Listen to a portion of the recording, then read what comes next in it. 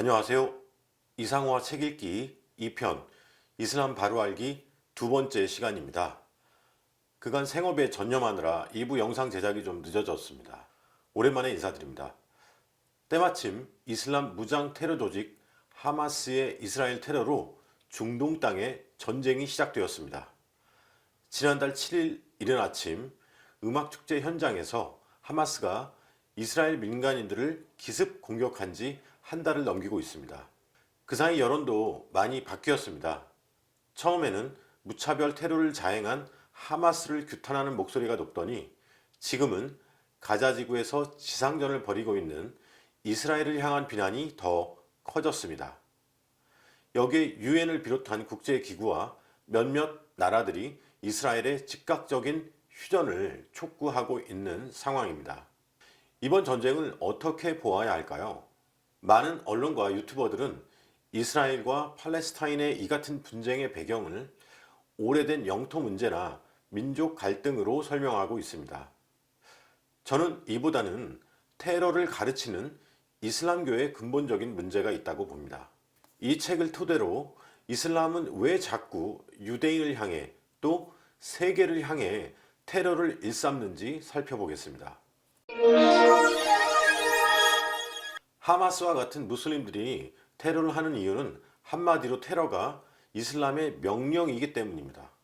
많은 이들이 테러는 이슬람 극단주의자들만의 소행이라고 생각하지만 그렇지가 않습니다.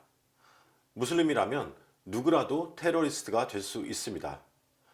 본질적으로 모든 무슬림은 이슬람 근본주의자 혹은 원리주의자라고 할 수 있습니다.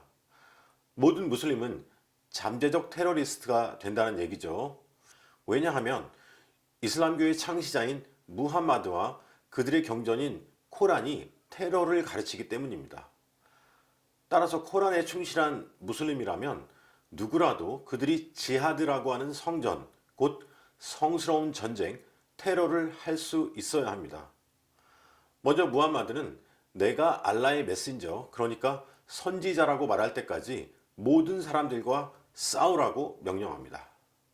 또 코란에는 이 지하드와 관련한 구절이 적어도 109개나 된다고 합니다. 대표적으로 코란 9장 5절에는 금지된 날이 지나면 너희가 발견하는 불신자마다 살해하고 그들을 포로로 잡거나 포위할 것이며 라고 합니다. 알라께서 모든 다른 종교인들과 전쟁을 하여 지하드를 통해 정복하라고 했다는 것이죠. 이렇듯 지하드, 곧 테러는 코란의 명령입니다. 이슬람의 이름으로 세계를 정복하기 위해서라면 지하드라는 폭력을 정당화하는 것이죠. 특히 그들이 성서의 백성들이라고 일컫는 유대인과 기독교인이 주된 적입니다. 오늘은 토요일의 족속, 곧 유대인과 내일은 일요일의 족속, 즉 기독교인을 죽이라고 외칩니다. 이 성서의 백성들을 칼로써 정복해야 한다는 것이죠. 실제로 이슬람교의 창시자인 무함마드는 칼을 들고 사람들을 개종시키라고 해서 당시 근거지였던 아라비아 반도를 비롯해 중동과 북부 아프리카, 아시아, 유럽 등의 여러 나라들을 공격했습니다. 오늘날도 하마스나 헤즈볼라, 무슬림 형제단이나 IS, 즉 이슬람 국가와 같은 테러 조직들이 창시자인 무함마드를 이어 세계 곳곳에서 지하드를 벌이고 있습니다. 또 지하드, 테러는 무슬림의 의무이기도 합니다. 특히 시아파 무슬림에게는 6가지 의무가 있습니다. 신앙 고백, 기도, 구제금, 금식, 성지순례와 함께 지하드는 무슬림의 의무입니다. 무슬림들은 기독교의 사도신경처럼 이 6가지를 종교적 의무로 고백합니다. 때가 된다면, 즉 그들의 신인 알라에게 부르심을 받았다면 몸에 폭탄을 두르고 성전에 나설 수 있어야 합니다. 마지막으로 무슬림들이 테러를 하는 이유는 테러를 해야 천국에 갈 수 있다고 믿기 때문입니다. 유일하게 천국에 갈 수 있는 가장 확실한 방법이 바로 지하드, 테러입니다. 코란 4장 74절에는 그로 하여금 알라의 길에서 성전케 하여 내세를 위하여 현세의 생명을 바치도록 하라. 알라의 길에서 성전하는 자가 살해를 당하건 승리를 거두건 알라는 그에게 크나큰 보상을 주리라고 나와 있습니다. 테러를 해야 천국 상급을 받는다는 거죠. 천국이 죽어서나 갈 수 있는 어떤 공간이 아닌데도 이슬람은 천국을 죽어서 가는 저승쯤으로 이해하고 있습니다. 아무튼 이러한 천국에 가려면 이슬람은 4가지 방법이 있다고 합니다. 알라의 일방적인 선택, 선행을 많이 하는 것, 메카로 성지순례를 하는 것, 마지막으로 가장 확실한 방법인 지하드, 성전입니다. 테러를 하다 순교하면 6가지 상급이 주어지는데 죽자마자 죄사함을 받고 천국에 거하게 됩니다. 머리에 홍옥 왕관을 쓰고 72명의 순결한 처녀들과 결혼한다고 합니다. 이러한 그릇된 가르침에 속아 많은 무슬림 청년들이 하마스와 같은 테러 조직에 몸담고 있습니다. 기독교 성경의 가르침에 따라 구원과 천국을 올바르게 이해하고 있다면 이러한 어리석은 가르침에 넘어가지 않을 텐데 말입니다. 2006년에 개봉했던 영화 천국을 향하여 라는 영화를 보면 팔레스타인 청년이 테러 조직의 부름을 받고 어떻게 테러에 가담하게 되는지 잘 나와 있습니다. 영화는 잔잔하게 흐르지만 내용은 심상치가 않습니다. 이 영화를 한번 보시길 추천합니다. 그런데 이슬람 테러의 원인을 이스라엘과 미국을 비롯한 서방 국가들의 억압과 차별, 빈곤 때문이라고 생각하는 사람들이 많습니다. 이건 원인과 결과를 뒤집어 오해한 데다가 이슬람의 거짓된 선전, 선동에 속는 것입니다.